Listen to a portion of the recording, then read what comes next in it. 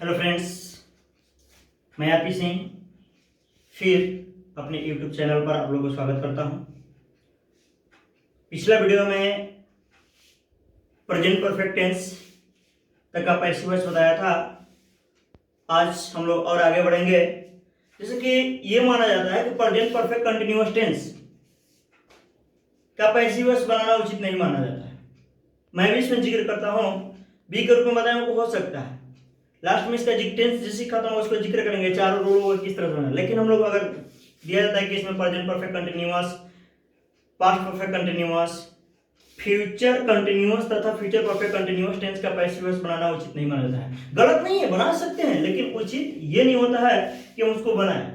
यदि बनाना चाहते तो उसमें कोई गलती नहीं है। बी के रूल पर हम बताए थे आपको बनाने के स्ट्रक्चर भी लिखवाएंगे, लास्ट में थोड़ा सा जिक्र करेंगे। लेकिन हम आज बढ़ते हैं फिर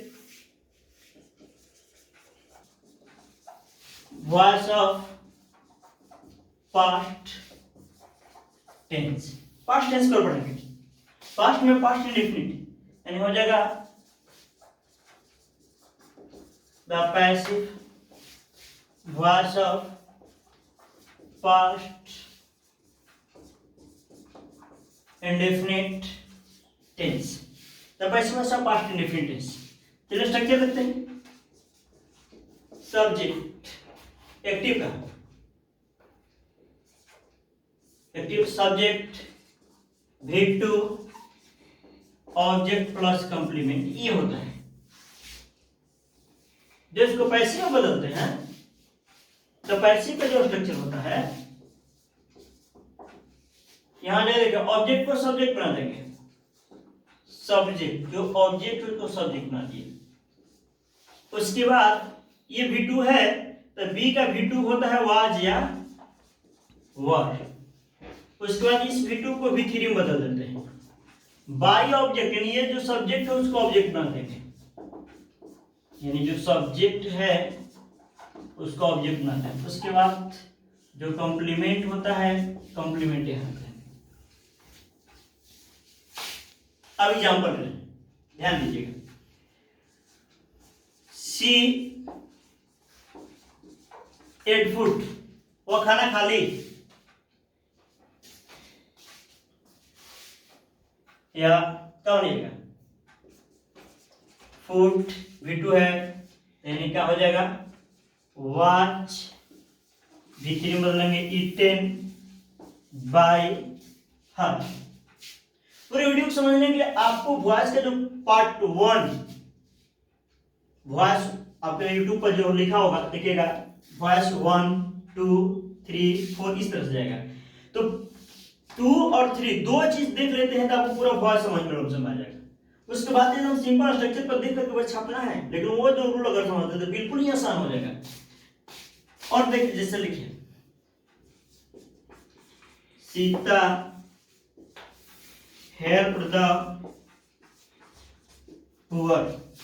सीता हेल्प द पुअर यदि बनाना होगा तो क्या बनेगा? द पुअर गरीब। यहां तो है V2 होगा। V2 में वाज है द गरीब लोगों के अनुसार इनका हो जाएगा वर हेल्प्ड बाय सीता। यहां पर अब समस्या होता है इसके निगेटिव। जिस तरह डू या डज होता है इसमें भी इसका निगेटिव होता है। तो इसके निगेटिव के एक्टिव में डीड आता है। और जो डीड आता है उसको भी हम लोग हटाते हैं और उसके बदले में वाज या वर का प्रयोग कर देते हैं।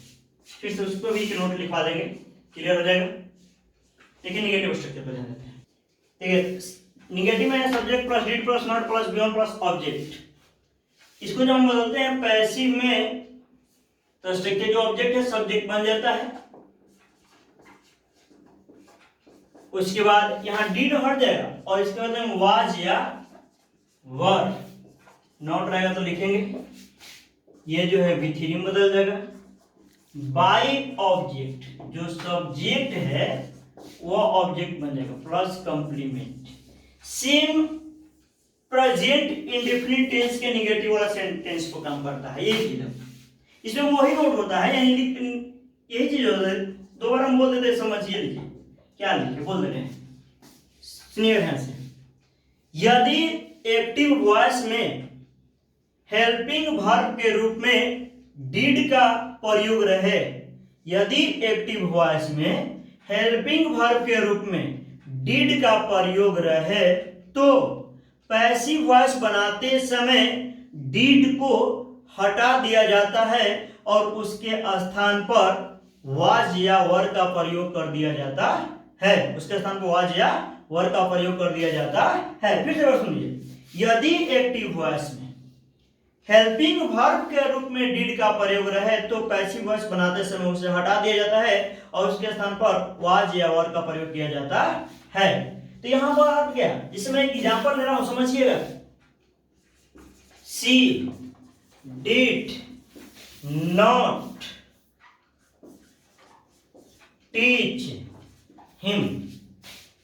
कि सर क्या ये हमेशा हटता है? नहीं, केवल हेल्पिंग वर्ब के रूप में रहेगा तो ये हट जाएगा। जिससे बनेगा ही, अब यहां हट जाएगा वाज नॉट, इसको भी थ्री में बदल दिए, टॉट बाय हर, डिड हट जाएगा क्योंकि डिड के साथ वाज या वर बताया था कि is am are was were अपने साथ कोई हेल्पिंग वर्ब नहीं लेता है। यानी ये ऐसा वर्ब है जो मदद करना जानता है लेकिन मदद लेना नहीं जानता। यही कारण है क्या बढ़ा दिया जाता है। ये हेल्पिंग वर्ब ग्रुप में है तब तो सर मेन वर्ब में इंग्लिश देखिए, I did this work, I did this work. इसको अगर हम बनाते हैं तो देखिएगा दिस वर्क सब्जेक्ट बन जाएगा, दिस वर्क सब्जेक्ट बन गया। इसके बाद ये जो हटा नहीं, लेकिन ये डिड V2 है, इसके अनुसार यहां पर वाज हो गया। और ये डिड जो हटा नहीं बल्कि इसी को V3 में बदल दिया गया है क्योंकि ये मेन वर्ब के रूप में काम कर रहा है। बाय मी केवल हेल्पिंग वर्ब के रूप में रहेगा तब हटाया जाएगा।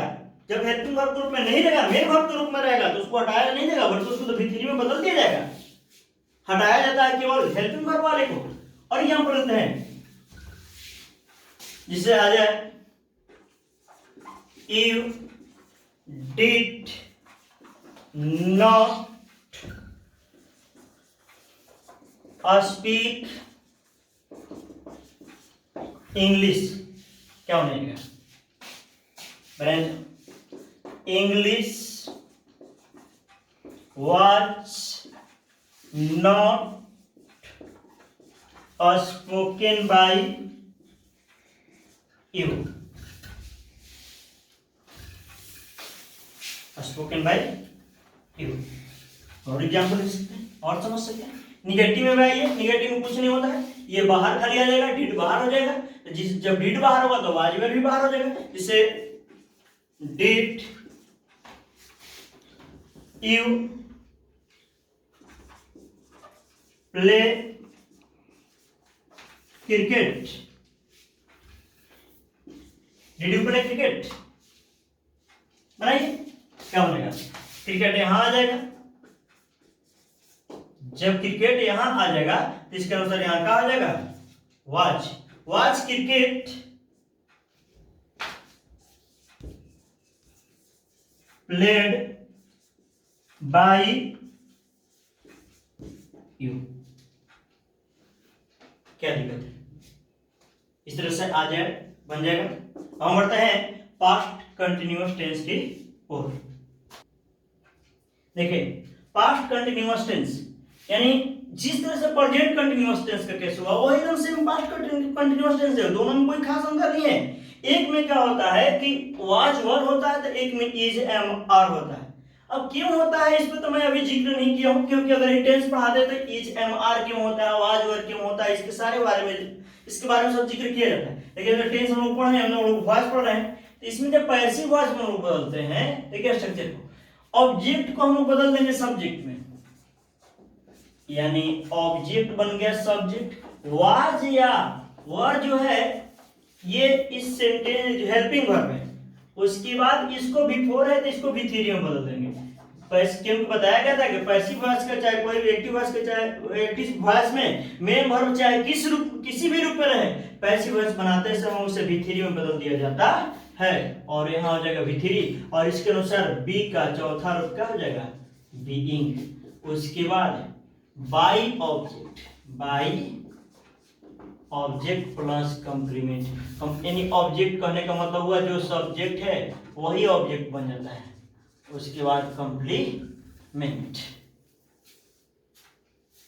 ये हो गया। अब मैं एग्जांपल लेता हूं समझाने के, समझिएगा। जब मैं कहूं Aryan was playing cricket, Aryan cricket खेल रहा था।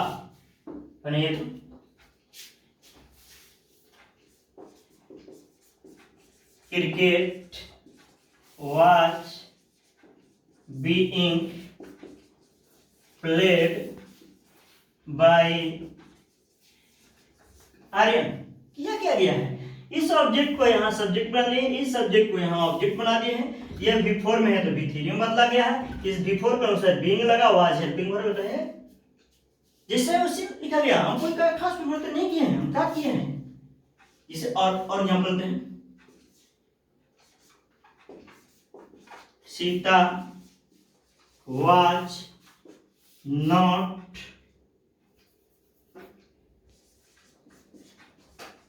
ईटिंग फिश, सीता मछली नहीं खा रही थी।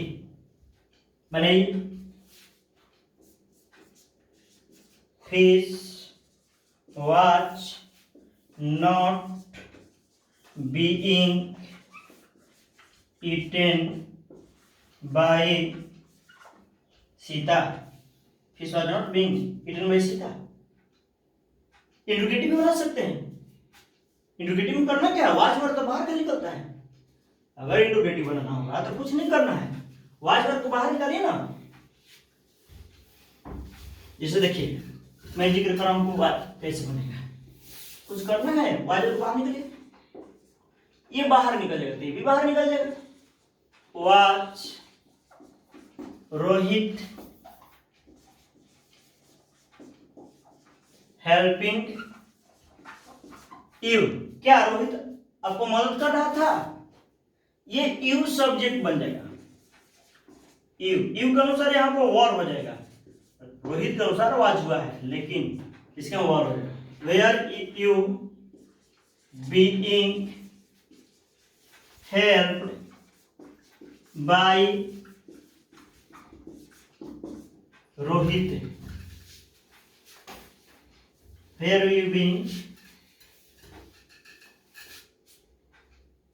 Help by Rohit. For example लीजिए, was she not writing a book, क्या हुआ किताब नहीं लिख रही थी, कुछ नहीं करना, बना दीजिए। वाज अ बुक, यहाँ नोट है तो नोट, देखिए सब्जेक्ट के बाद नोट है, ये ऑब्जेक्ट यहाँ सब्जेक्ट बना तो यहाँ भी सब्जेक्ट के बाद ही होगा। Not being written by her, एक का शॉर्ट फॉर्म हम लिखते हैं, वजन रहता था यहाँ हम लिखते, कोशिश कर। हम लोग आगे बढ़ते हैं। Past perfect cure, the passive voice of past perfect tense. जैसे देखिए अब ये स्ट्रक्चर हो गया, यानी ऑब्जेक्ट को, एक्टिव वॉइस के ऑब्जेक्ट को सब्जेक्ट बना दिया जाता है। जो एक्टिव वॉइस के ऑब्जेक्ट है उसको सब्जेक्ट बनाएंगे। हैड हेल्पिंग वर्ब है तो हैड रह जाएगा। V3 है, इसको तो V3 में ही रखेंगे, लेकिन इसके पहले बीन आएगा, बिफोर V3, तीसरा रूप बी का। उसके बाद बाई ऑब्जेक्ट प्लस कंप्लीमेंट, जो बाई ऑब्जेक्ट लिखे हैं वो जो है एक्टिव वॉइस का सब्जेक्ट है। और कॉम्प्लीमेंट। जैसे एग्जाम्पल ले लेते हैं, समझिए। They had pass the exam, they had pass the exam, वे परीक्षा पास कर चुके थे। बने तो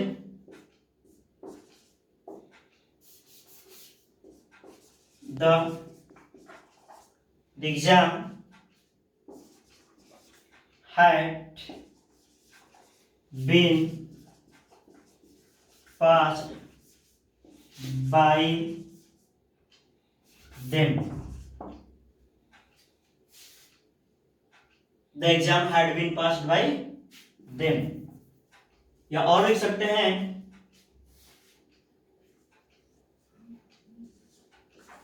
she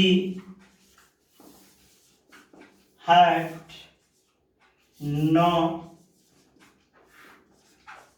eaten fish।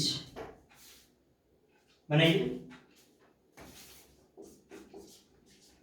fish had not been eaten by her। Interpretive बन जाएगा, कुछ नहीं करना है, केवल हैड को बाहर निकाल देना है। जैसे देखिए, had he sold his car, जो अपना कार बेच चुका था। बनाइए तो had his car been sold by him। यह कह सकते हैं, had they not on the match, had the match not been won by them। 13 past perfect tense का प्रिंसिपल्स।